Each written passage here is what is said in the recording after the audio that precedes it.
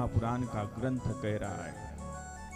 कहते कि 10वां अंश गुरु को दीजे, जीवन जन्म सुफल कर लीजे।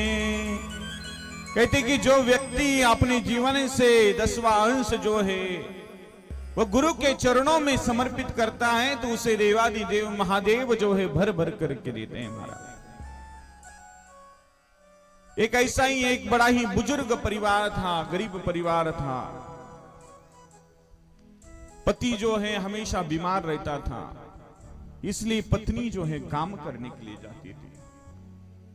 जब पत्नी काम करने के लिए जाती थी तभी कमा करके लाती थी और तभी उनका संसार जो है, परिवार जो है वो चलता था। ठंडी के समय आया, ठंडी का समय आया। जब ठंड बचती है तब क्या जरूरत पड़ती है महाराज? क्या चीज की आवश्यकता पड़ती है? कंबल की आवश्यकता पड़ती है। तो घर में कंबल नहीं था तो उस बुजुर्ग ने कहा कि अरे तुम सुनती हो कि कल आओगी तो कल जब काम में जाओगी तो मांग करके कहीं से कंबल ले आना। और ठंडी के दिनों में तो कंबल की बड़ी आवश्यकता पड़ती है। तो वह पत्नी जो है दूसरे दिन निकल गई काम की खोज में।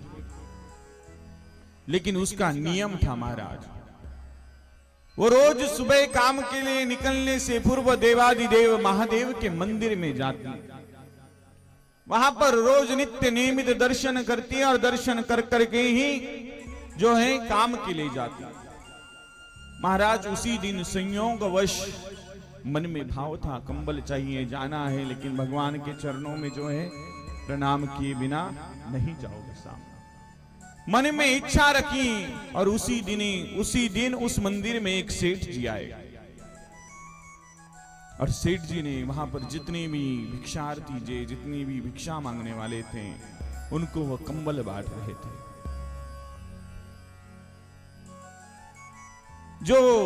जिस बुजुर्ग दाम्पत्य की जो पत्नी थी उसके हाथ में भी एक कंबल लगा, उसको भी एक कंबल प्राप्त हुआ। उसने कहा कि चलो, जिस मनोकामना के लिए मैं आई थी वह मनोकामना मेरी पूर्ण हो गई, मुझे कंबल जो है वो प्राप्त हो गया। वो जैसे ही कंबल लेके निकल रही थी वहां से एक संत आए, एक फकीर आए। उसने कहा कि मैया, ओ मेरी मैया, मुझे बहुत ठंड लग रही है, तो तुम जो है ये तुम्हारे हाथ में जो कंबल है वो मुझे दे दो ना। उस मैया ने एक क्षण का भी विचार ना किया और कंबल जो है उस संत को दे दिया। वो संत तो कंबल लेकर के चले गए। अब पत्नी सोच रही थी कि अब तो शाम का समय हो गया है, अब घर पर जाओगी, उधर पतिदेव बुजुर्ग बच्चे लोग ठंडी से कड़कड़ाहट करने, ठंडी बज रही है, ठुठुर रहे हैं, तो करे क्या? पत्नी घर पर जाती है, पति पूछते हैं कि अरे भाग्यवान, मैंने तुमको बताया था कंबल लाने के लिए। तो बोली कि हाँ कंबल तो मिला था, लेकिन करे क्या? एक बीच में संत मिले तो उनको मैंने वह कंबल दे दिया, उनको मैंने वह कंबल दे दिया। तो बोले कि अरे तुमको कोई अक्ल वक्कल नहीं है, तुमको कोई बुद्धि नहीं है? अरे घर में तो राशन भी नहीं है, कंबल भी नहीं है, और तुम जो मिला था उसको भी दान कर दी हो। तुमको समझ में नहीं आ रहा है? मुझे भी ठंड लग रही है, देखो बच्चों के तरफ में कि इनको भी कितनी ठंडी लग रही है। तो महाराज उसी समय उसका जो है दरवाजा जो है खटखटाया जाता है। एक व्यक्ति जो है उस घर पर, उस दरवाजे पर आता है, कहता है कि घर में कोई है? तो मैया जो है वो दरवाजा खुलती है तो कहती है कि क्या बताइए? तो बोले कि सुबह से मैं बहुत भूखा हूं, कुछ खाने के लिए मिलेगा? अब ये सोच रही है कि मेरे घर में ही सुबह से कुछ बना नहीं है, तो मैं इसे क्या कहूं? तो बोले कि नहीं नहीं, मेरा नियम है, ऐसा है कि मैं अपने पास में सामान रखता हूं, तो तुम क्या मुझे भोजन बना करके दे सकती हो? अब इसने सोचा कि चलो इतना तो काम तो मैं कर ही सकती हूं। तो उस व्यक्ति ने महाराज जितना भी राशन का सामान था, सब राशन का सामान जो है उस मैया को दे दिया। उस मैया ने बड़ी ही प्रेम से जो है देवादिदेव महादेव का नाम लेकर के भोजन बनाया। उस व्यक्ति ने कहा, उस मैया ने ये नहीं सोचा कि अपने बच्चों के लिए रख दे, उसने संपूर्ण जो भी भोजन बनाया वो सब उस व्यक्ति को दे दिया। उस व्यक्ति ने कहा कि नहीं नहीं, पहले बच्चों को जगाओ, पहले बच्चों को भोजन करवाओ, तब बाकी हम कर लेंगे।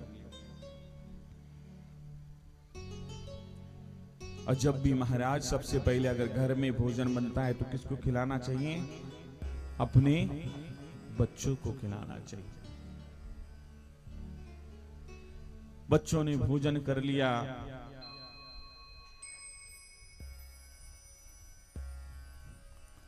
उस व्यक्ति ने भी भोजन कर लिया। उस व्यक्ति ने कहा कि बचा हुआ जो भी राशन है वो तुम ही रख लो।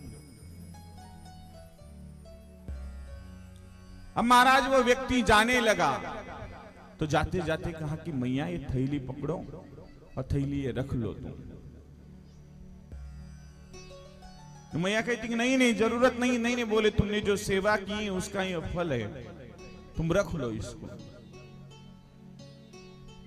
तो व्यक्ति चला गया गाड़ी लेकर के।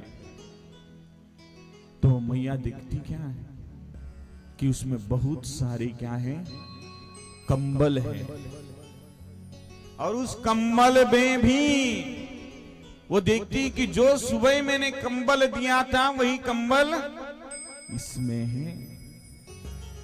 एक कंबल दिया था मैया ने, तो कितने सारे कंबल मिल गए? बहुत सारे कंबल मिले। जो भूखी थी दिन भर, उसने भोजन की भी आस ना रखी, तो उसको राशन भी मिल गया। इसलिए कहते हैं कि जो व्यक्ति अपने जीवन का अंश दान करता है, जो व्यक्ति दान करता है, उसको भगवान जो है वो हजारों गुना जो है फल प्रदान करते हैं। आज आपको लगेगा कि हम 100 रुपए दे रहे हैं, 1000 रुपए दे रहे हैं, कोई कहेगा हम 500 रुपए दे रहे हैं, तो हमें क्या फल मिलेगा? ये फल आपको अभी प्राप्त नहीं होगा, ये आने वाले आपके बच्चों के लिए, आपके परिवार के लिए ये पुण्य की कमाई आप साथ में लेकर के जाओ। क्योंकि जीवन में जो है वह हमेशा नित्य निरंतर जो है वो दुख आते रहते हैं महाराज। इस दुखों से बचना है तो भगवान के चरणों में हम सबको जाना चाहिए।